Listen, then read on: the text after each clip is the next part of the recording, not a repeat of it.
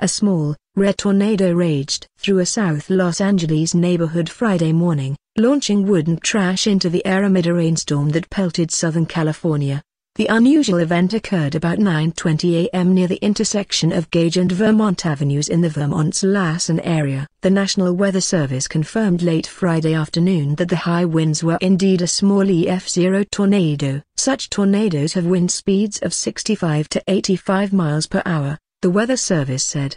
The tornado caused damage from Vermont and Gage Avenues to Figueroa and 57th Streets, the Weather Service said. Amateur video of the tornado showed debris sailing through the air and roof tiles circling wildly overhead and then coming down with a crash on top of a home. The roof of an apartment building was lifted off into the air and a daycare center was damaged, residents said.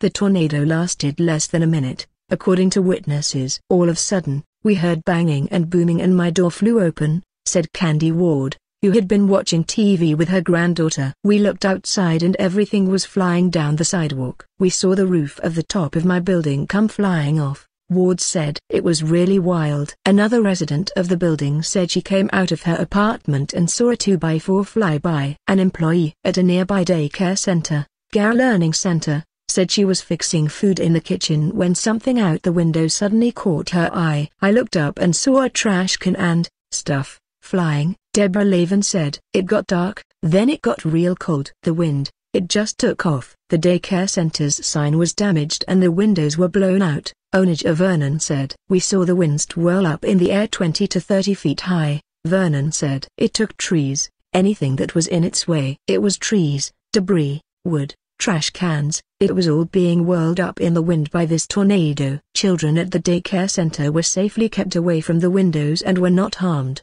Lavin and Vernon said. I've been here 56 years and I have never seen a tornado, Lavin said. It's my first time.